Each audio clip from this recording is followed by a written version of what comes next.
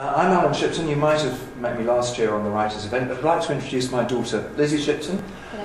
We work together as historians on various projects for Radio 4. We have written and produced a series with Peter and Dan Snow on Wellington and the Peninsula, on the 100 Years' War, so we went to Poitiers and a lot of the Crécy and a lot of the battlefields in France. And more recently, we did the history of the Royal Flying Corps. But what is it? How did our family get into doing history and history of, particularly in this case, World War I?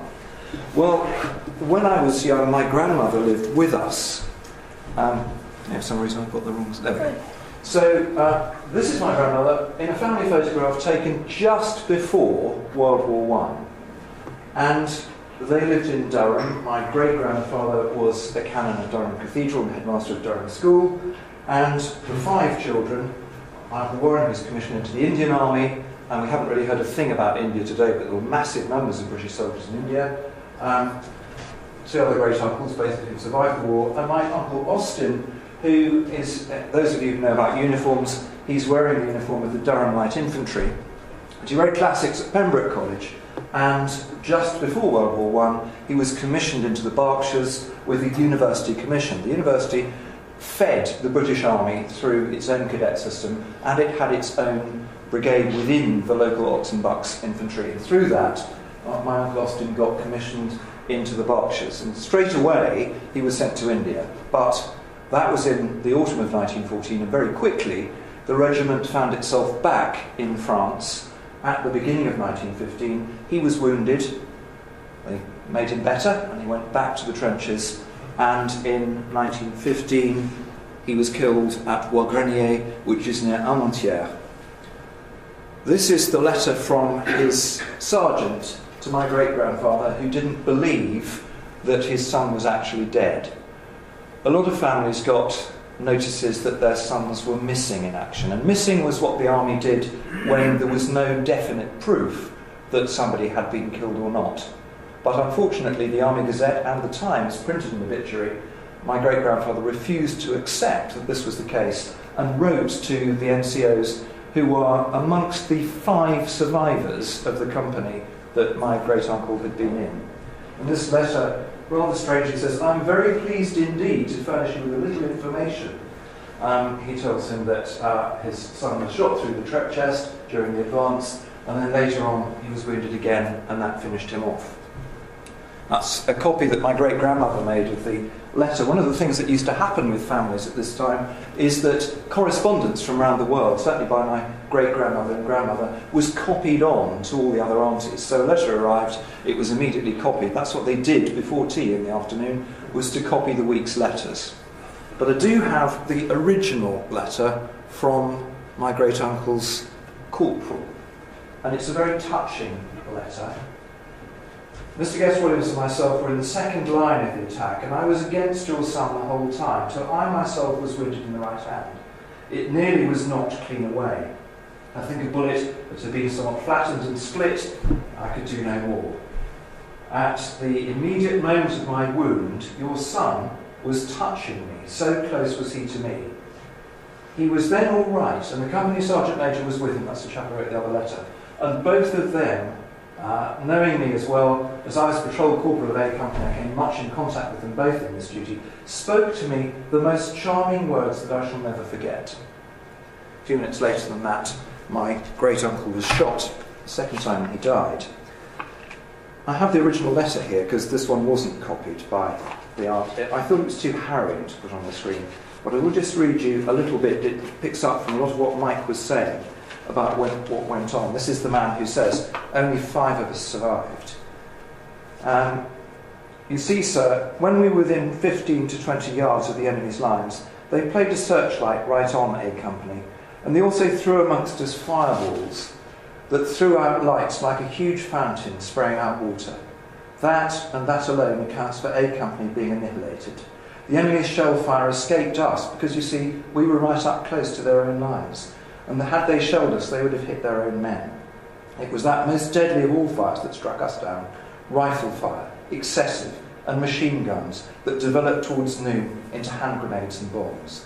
I wish I could give you some more comforting information, but I know you want as far as I can testify the truth, and you have it contained in this. And then right at the end he says, this has been written with my left hand. So we grew up in my household, and I think Lizzie had it from my mother, with ever-present stories of the war. The university has a roll of honour for all university commissions and non-commissioned soldiers who suffered during World War I. He was at Pembroke College. This is a very succinct account of his war record. So what did my grandmother do? Her favourite brother's been killed just over a year into the war. She immediately volunteers to work for the Church Army, and she went out working in their Huts Abroad scheme. The Huts Abroad were little settlements that were put up just behind the lines, where basically there was respite for injured or psychologically damaged soldiers who wanted just to go and chill out for a bit. Also, they worked as BADs. The Church Army ran several hospitals behind the lines. And this links into what Lizzie will talk about in a moment. The two of us have taken today is about two very different sides of World War I. We've heard a lot of people say, well, I'm going to tell you something that you didn't probably know already about World War I. And Martin's fantastic exegesis of the economic background to the war was utterly fascinating. Mike's photographs, again, taking us into places that I knew nothing of. And just like Jeremy, our family photograph led on to our mutual interest. So I'm going to talk a bit later about the forgotten Americans, the black American soldiers who, owing to racial prejudice in the American army, had to fight as part of the French army. And Lizzie's going to talk about women. Lizzie's just published a book,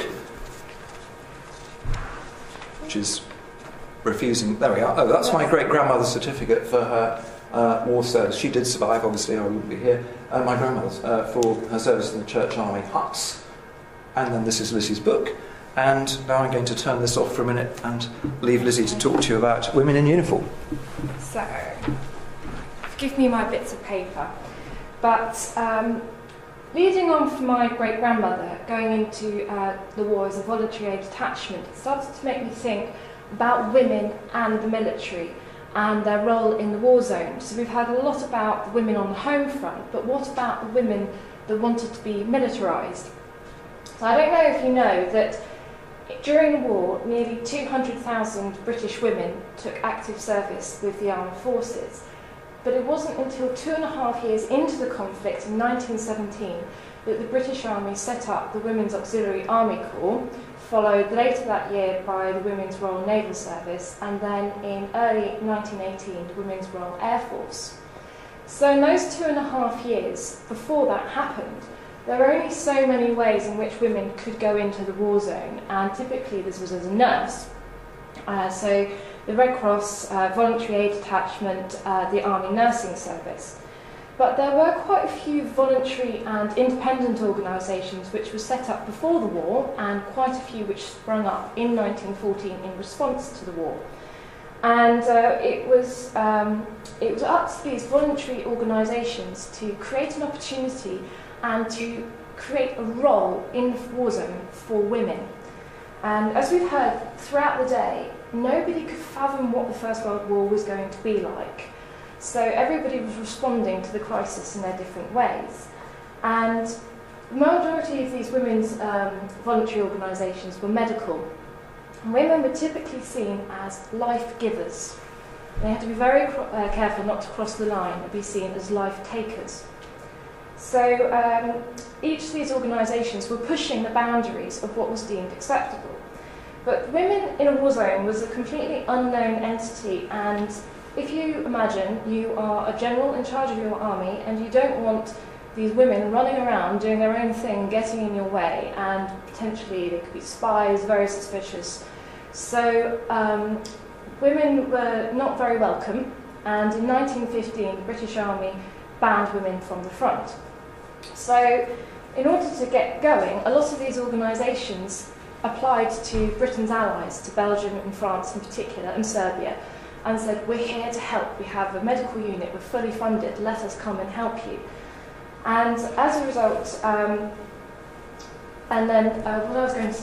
what I was going to say is we'll look at some of their writing through the war to show how they affirmed their position and made themselves a permanent feature, which paved the way to these auxiliary forces a couple of years later. So one of the big organisations was First Aid Nursing Yeomanry, which was established in 1907, and it was to be the missing link. The idea was that the women would be riding on horseback and they would gallantly gallop up onto the battlefield and scoop the wounded men up, give them basic first aid and ride them back to the hospital. And by 1914, they were in France and in Belgium, but they were driving ambulances rather than on horseback. And by 1916, the First Aid Nursing Yeomanry had succeeded in taking over the ambulance convoy which ran between Calais and Belgium. But at this point, the British Army were, again, not very happy with these women, and they wanted to take over the First Aid Nursing Yeomanry and stimulate it for themselves. So the leader of the First Aid Nursing Yeomanry, Grace McDougall, wanted to avert this hostile takeover. So what she did was she appealed to the Belgians, and she had all the women sworn into the transport section of the Belgian army, which then meant that the British couldn't touch them. And it's against this background that in 1917 Grace McDougall published her account of everything that the First Aid Nursing Yeomanry had done up to that point. And it reads like a dramatic series of events. It's all about, look how brilliant we are, look how much wonderful work we're doing. But she had to be very careful to maintain the distinction between life-giving, not life-taking. So she talks about going into the trenches, but only in first aid capacity. She also has to maintain an idea that these women were still feminine, but they were strong and they were capable of the work. So she says, comfort was a mere detail, a forgotten trifle belonging to a previous existence, and never a grumble betrayed that any of us noticed its absence. War was work, and we looked for nothing better. We still lived on a few pounds I brought for emergency, and we had not time to write and tell those at home of our needs. All we could swear went to our blessés, our wounded, and overtime was never thought of. Someone was ill. That meant a night on duty to follow a day's hard work, but that was nothing. To us, all war spelled work, and work spelled war, and we never looked beyond.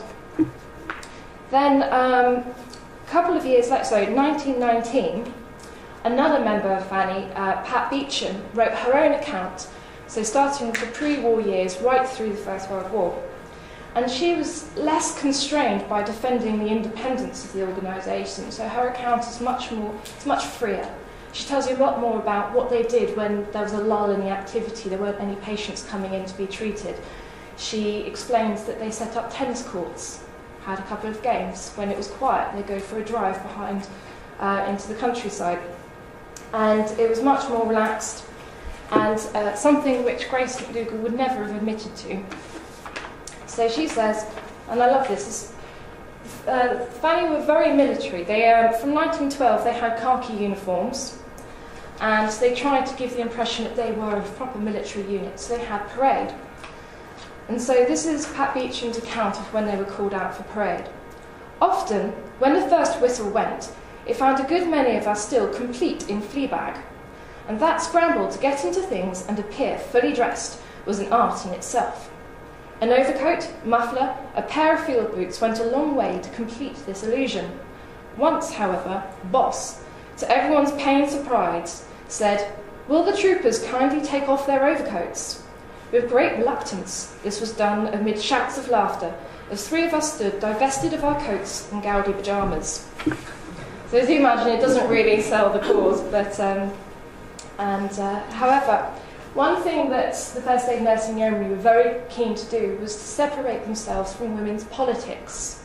They didn't want to be seen to be campaigning for the vote, because they were worried that this might ostracise people from supporting them. However, there were some very keen suffragettes that did use the war as an extension of their political aims.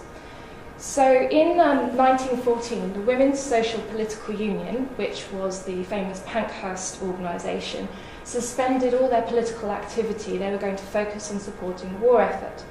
And two suffragettes, two doctors in fact, Flora Murray and Dr. Louisa Garrett Anderson, decided to form their own women's hospital unit that could go to wherever it was needed to go. And they ran two hospitals in France before returning to London, where they set up the first military hospital run entirely by women in London for the duration of the war. And in 1920, Flora Murray writes her own account of things. But as you can imagine, it's full of very, very strong political rhetoric, saying how it was essentially these women, these doctors, who won the vote by going out and proving that women can handle life in the war zone. So she starts off by setting the scene. She says, "The long years of struggle for the enfranchisement of women, which had preceded the outbreak of war, had done much to educate women in citizenship and in public duty. The militant movement had taught them discipline and organisation. It had shown them new possibilities in themselves and had inspired them with confidence in each other. It was inconceivable that in a war of such magnitude, women doctors should not join in the cause with sick and wounded, but it was obvious that prejudice would stand in their way." And throughout her book, she makes a huge issue of the fact that when women doctors were employed by the Royal Army Medical Corps, they were not given the equal rank of their male peers. But on the other side, we have other women's organisations, such as the Scottish Women's Hospital, and they said that rank was not so much an issue when you were working in an organisation entirely run by women, because they respected one another's hierarchy. It was more of an issue when you were working alongside male doctors who tried to pull rank on you and wouldn't listen to you. Now, next, moving swiftly on to another voluntary organisation, one way in which these organisations kept the momentum going was through fundraising. So a lot of them started out with a lot of good faith in them, but then the money ran out and they still needed more equipment and medical supplies. So when Dr. Hector Munro, who was a supporter of suffrage, set up his own ambulance corps, Dr. Hector Munro's Flying Ambulance Corps, which I think sounds wonderfully dynamic, he, as well as looking for women who were strong and could handle working in the firing line, he also looked for women who had an association with literature or current journalism. So one of the women he employed was a woman called May Sinclair, and she had a horrendous time. She hated being on the front line in Belgium. They were caught up in the German advance through Ghent, and when she went back to the UK, she didn't come back. She instead wrote a very long volume about her impressions of Belgium, which is all very gloomy. And he also employed an American woman called Helen Gleason, whose husband was a journalist. And two of his famous, most well-known members of his corps was a lady called Elsie Knocker and Mara Chisholm. Now, they did not like the fact that these less able women with literary connections were being employed, and it caused a lot of rift between the group. But what these two women did is they were working in a hospital, and it was overwhelmed, and a lot of the patients, there were just more and more patients coming in, the facilities couldn't cope. And they found that a lot of the men were dying in transit from the front line to the hospital. And so Elsie suggested that if they set up a treatment centre closer to the trenches, that they could prevent the men dying from shock en route. So she found this ruined cellar. So she found a ruined house with a cellar intact, which I think the ceiling was about 5'4". And they set up a first aid station there right behind the Belgian trenches.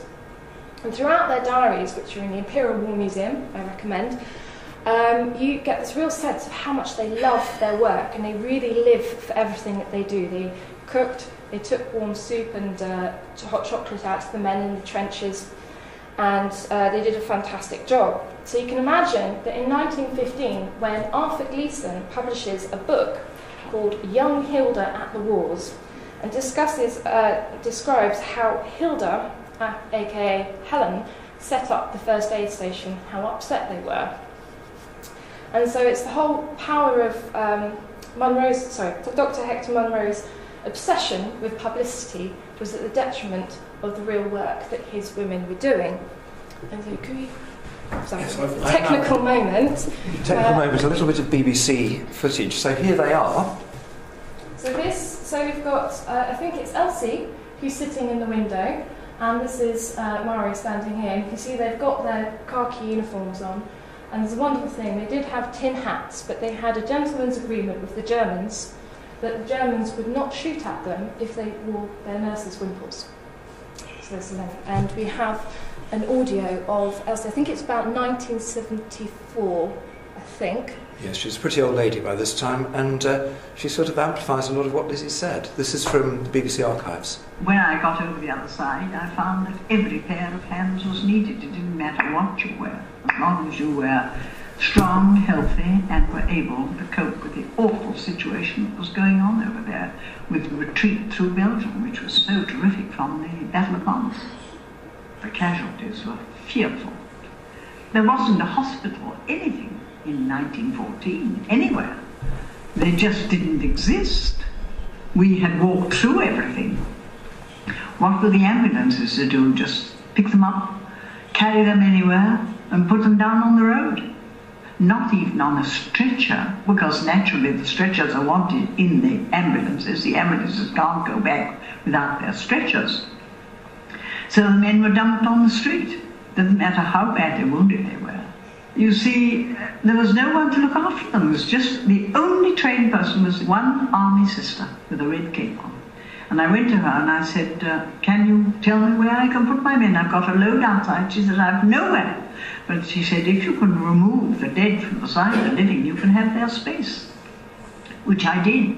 I got out and got some people in the street to move the dead people from beside the living, and I put my men on the floor there. At any rate, they were under cover and could get a glass of water and could get a certain treatment. Then I said, it's no good, this must be stopped. I must remain in the trenches. I was told I was mad, that I couldn't stand it for more than 24 hours, and no woman could be in the trenches, and if I went up, I would have no help and no food, no anything. However, I went up and I stayed there for 3.5 years. You couldn't be frightened, you were too busy.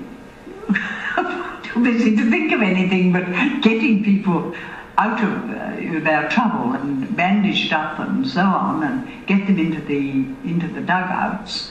And the trouble that I was frightened of was the food. Somebody came to me and said, how are we going to feed all these creatures that are down here? And I said, well, I hadn't thought of that. That was something that had passed my mind. However, every house had a wonderful copper. Of course, all the Belgian women washed their clothes in these coppers.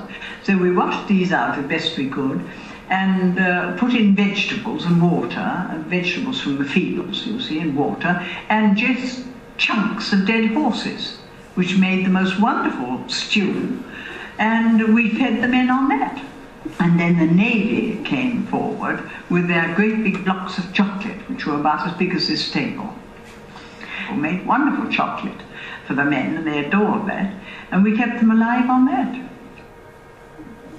So you can imagine right in the thick of it, but you hear how proud she is of what she and the women there did, and so when and they're trying to reaffirm this strong, powerful position. Women can work in the war zone; they're not too feeble-minded.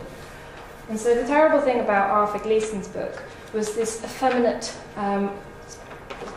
The way he describes his wife as this weak lady with beautiful golden hair, 2 pages dedicated to the colour of her hair and her pretty nature. She wouldn't want her to fly, but she'll do what she has to do for the war. And it was quite irritating. And I'll leave you with just a quote from his book. So this is, Mrs. Bratcher was his name for Mrs. Knocker. Well, have you worked out a plan to cure this idleness? Said Mrs. Bratcher, thundering into the room like a charge of cavalry. I've done nothing but cut off buttons off army coats all day. Such a day, said Hilda. Yes, we've got a plan. We met Dr. Van Helde again today. He is a brave man, and he is very pleasant too. He has been working in Dixmude, But no one is there anymore, and he wants to start a new post. He wants to go to Bevisor. But he wishes you, Scotch, and me to go too, with him, and run a dressing station for the soldiers. Bevisor? cried Mrs. Bratcher. Why, my dear girl, Bevisor's nothing but a rubbish heap. They've shot it to pieces. There's no one at Bevisor. The soldiers are there, said Hilda. They come in from the trenches with a finger off and a flesh wound. They are full of colds from the wet weather we had last month, and they haven't enough to eat. They need warm soup and coffee after a night out on duty. Oh, there's lots to do. Will you do it? I'm skipping a step. And so we go into this, but then we heard a little bit earlier about the Americans, depending on which talks you've been to. And in 1917, America joined in, and in 1918 was when they arrived in Europe. But one thing that I think General Pershing did very, very well is he realised the support infrastructure that his troops would need. And it wasn't just so much about being on the other side of the Atlantic, but in a war zone, he knew that they needed the support. So he organised for the YMCA, the Red Cross, to come over to provide huts where the men could have peaceful time. There could be a piano in the corner, somewhere they could write their letters home, food stations and canteens to feed them home comforts. And he also made sure that there was entertainment for them. And so this was how quite a few of the American vaudeville stars found themselves overseas. And one of those women was Elsie Janis. And this is a quote from her autobiography. She said she's arriving in the back theatres of the French zone. And she said, they had built a platform in the heart of the woods. They had a band that played ragtime strutter's ball as I have never had heard it played before. At the end of my show, I went quite wild, leading it and dancing at the same time. In the distance, I saw them lining up, fastening on gas masks and other frontline weight, and I knew once more I was an overture to a real show. I quickly asked the band to change from Beale Street Blues to Over There, and the men marched away, singing as I stood on what was left of the platform, leading that marvellous band. So that's Lizzie's little overview of something.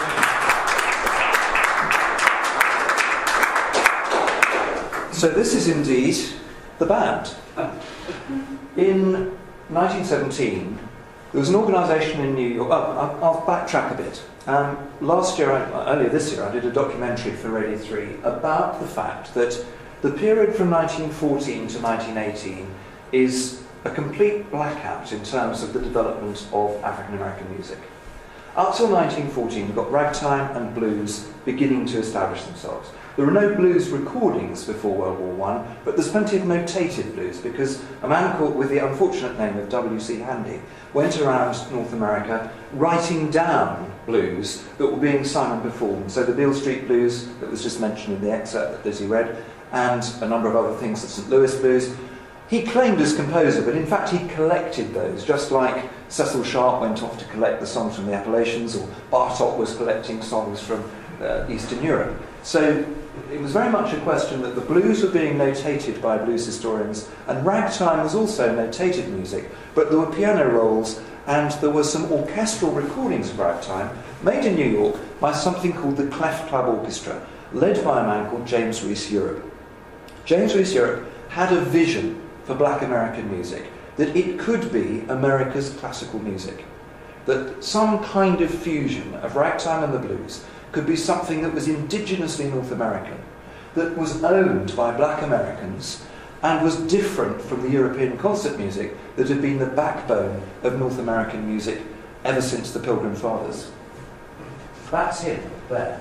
Because in 1917, he and his band joined up wholesale. They joined the 15th Harlem Heavy Infantry. And they were shipped pretty soon to Europe. And they started playing concerts all around the war zone in exactly the way that Lizzie's excerpt described. They played a sort of orchestrated ragtime, and they made some records in 1919 when they came back. But what we do know from accounts that were being written at the time is that this was a kind of music that even white Americans had never heard before. It was something different. They were beginning to syncopate the music that was going on in the United States and to make something new out of it. It's very much Europe's ethos that that's what they would do. They also fought. That regiment, which was then combined with the 369th Infantry, was one of the bravest regiments in France. As I said before, they were allied to the French army because the Americans didn't want to share the front line with black soldiers. The French treated them as equals and put them into the front line, and they fought and earned themselves the name the Hellfighters. One of the men who joined them and earned his nickname, he was known as Willie the Lion Smith. He was a lion amongst Hellfighters. He survived gas attacks, he went over the front line many times, and he was regarded as a fearless soldier by his colleagues. But even by that stage, he was already a very well-known entertainer in North America. He was a ragtime pianist. He was beginning to form this new kind of music called stride, which, if anybody knows the music of Fats Waller, is the basis of his piano playing. Willie the Lion Smith was one of the senior members of the Harlem group of jazz players. But just in the same way that World War I history can be turned upside down, so can musical history, because Willie the Lion always maintained that the place that this transition from ragtime to jazz happened wasn't New York, it wasn't New Orleans, it wasn't Chicago. It was the fun city on the east coast of the United States called Atlantic City. And here's a little clip of Willie the Lion explaining how ragtime was turning into jazz and how real musicians like him frowned upon ragtime. And then a little bit about Atlantic City at the beginning of the war in Europe, while America was still enjoying itself. Ooh, that wasn't supposed to happen. I'm not sure this is going to play. Ragtime means a guy that don't know the keyboard. He just rags off a few riffles what comes to him. He's biggity and forward, very aggressive until some guy comes in and calls his hands, and then he pipes down like a lamb. Now, the difference between ragtime piano playing and a pianist is the pianist is supposed to know all the progressions, how to move around, move both hands. In case he's playing for a band or an entertainer and she gets sick, he has to be capable of singing, talking, playing, directing, arranging, and playing, and dancing. There you have it. This is the style of piano they played when they didn't have good left hands.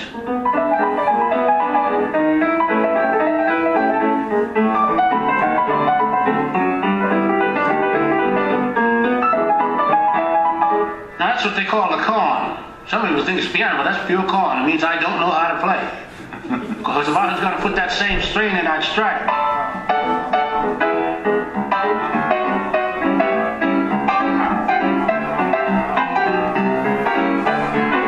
There's your stride, means real good. Atlantic City was the most popular resort in the world. And they didn't allow too many fellas to set in, but when a guy was going to take your job, if you didn't know it real good, he would be watching you. Like, for instance, when I got ready to take U.B. Blake's place, he said to Madison Reed, I don't think you can find anybody who can play this list of songs, because we thought nothing of having 500 songs on a cardboard. But I went to a place called Kelly's. One sitting, I played 100 courses, easy. U.B. Blake was there, Lucky Robert. We sit down at the piano at 9 o'clock and don't leave unless you have to go to the gents' room. Only one way you can get to the gents' room is if a guy come and relieves you, otherwise you're set there. There were so many popular songs during World War I.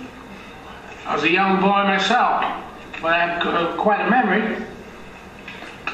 See if you remember this one.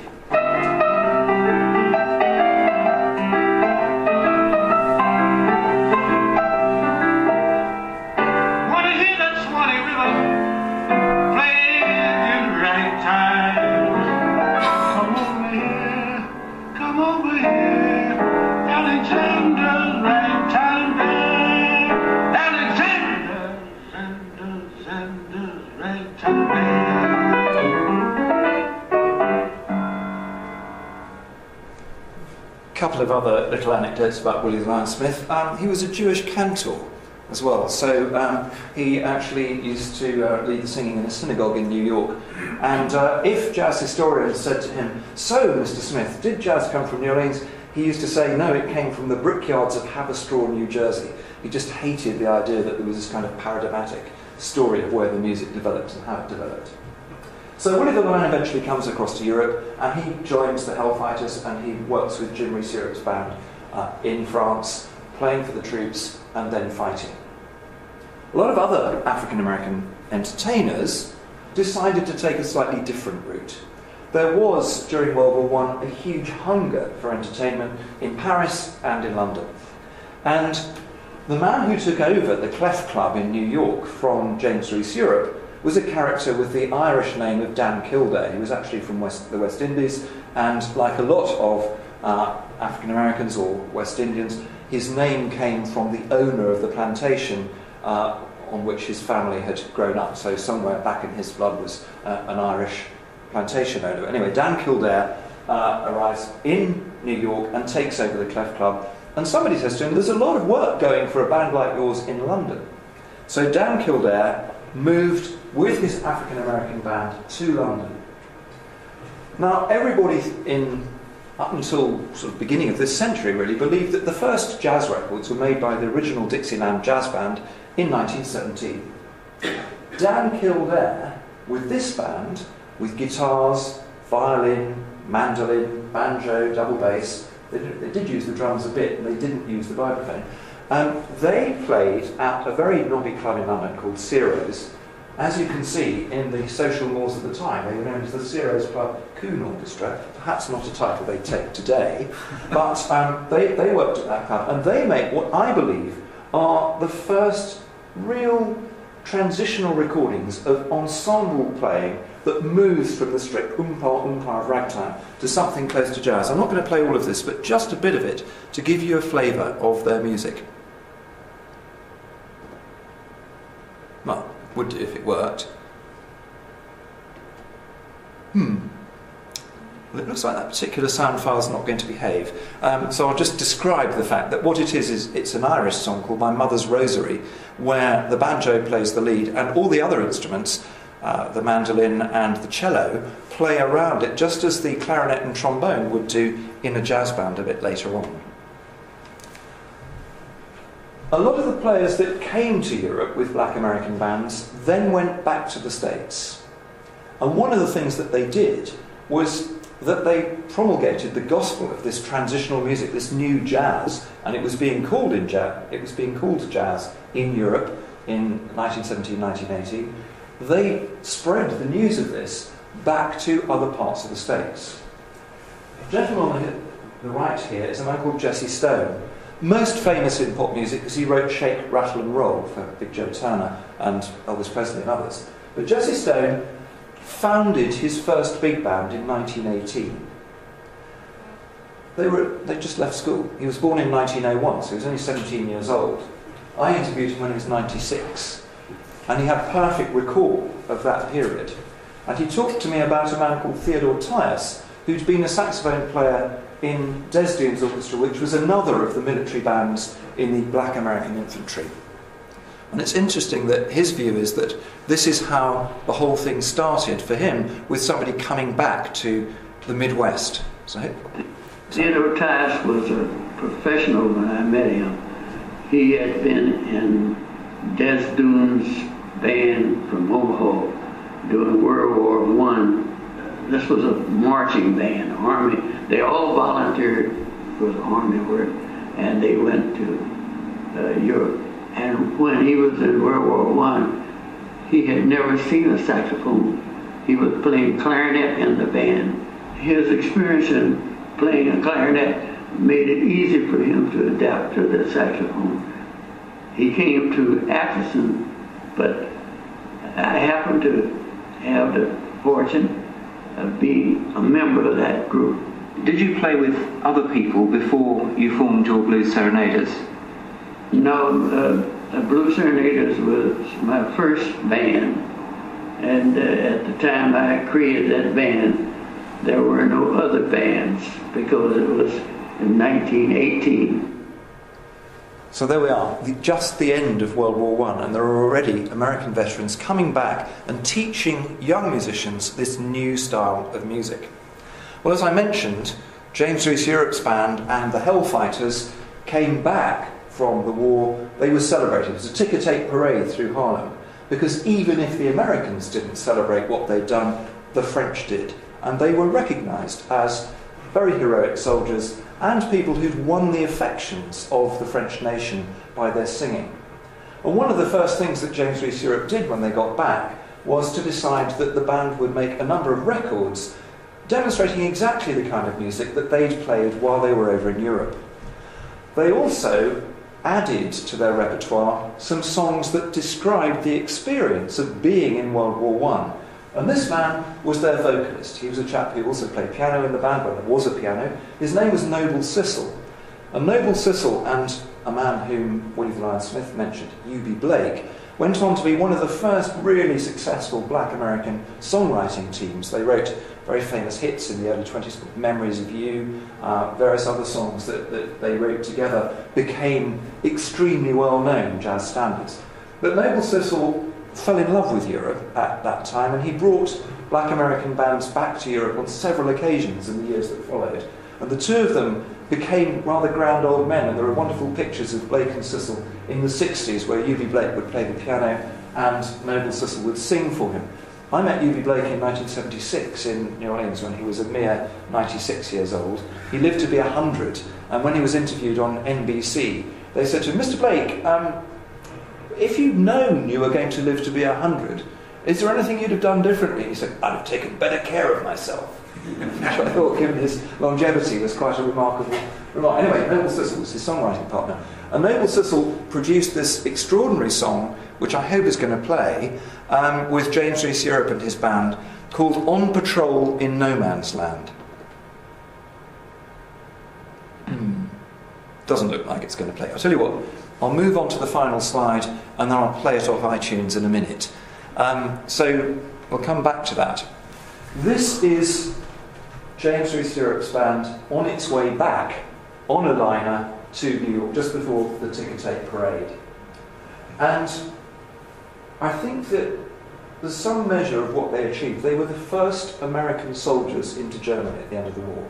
In that great push that we've heard about from everybody, from Jeremy this morning to Mike's talk just before us, that final push involved a huge effort from the Americans. And with the French army going back into Alsace-Lorraine with the whole idea that that territory would once more belong to France, these soldiers spearheaded the French advance across Lorraine, and they were the first onto German soil.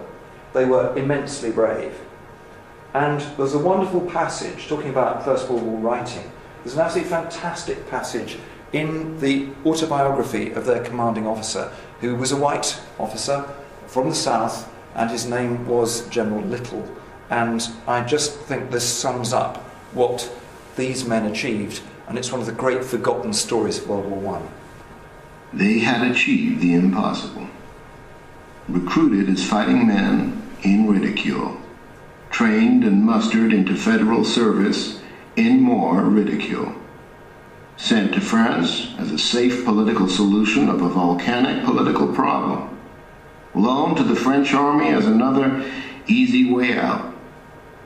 These men had carried on. France had wept over them, wept the tears of gratitude and love. France had sung and danced and cried to their music. France had given its first war medal for an American private to one of their number. France had given them the collective citation, which gave to their beloved regiment the honor of flying the Croix de Guerre streamers at the peak of its colors. France had kissed these colored soldiers, kissed them with reverence and in honor, first on the right cheek, and then on the left. So that was where I was going to end. Can't really do better than that. It's a wonderful summary of what these men achieved. And it's one of the great untold stories. I think the other great sadness of this is that it was this generation of men coming back to North America that prompted the artistic movement known as the Harlem Renaissance. Many of the characters who'd been in that regiment came back, and they joined with people like James Weldon Johnson, Nora Zeal Hurston, Langston Hughes, the poets, artists and writers that created the Harlem Renaissance movement. They believed that because they'd achieved that, because they got the Croix de Guerre, that they would achieve some measure of civil rights recognition in North America. And it took till the 60s for that to happen, which is, we were hearing earlier on, I thought in David's talk second this morning, where he was talking about how the Americans were trying to impose civic values on everybody else at the end of the war. It's absolutely shameful that some of their bravest soldiers actually were second-class citizens, not only during the war, but when they came back as well. So just to remind us of the experience that they've been through, I will very quickly just zip into this and see if we can find... sorry, you're having to look at iTunes, but I can't quite get rid of that and play this at the same time. So, James Reese Europe, On Patrol in No Man's Land sounds like this.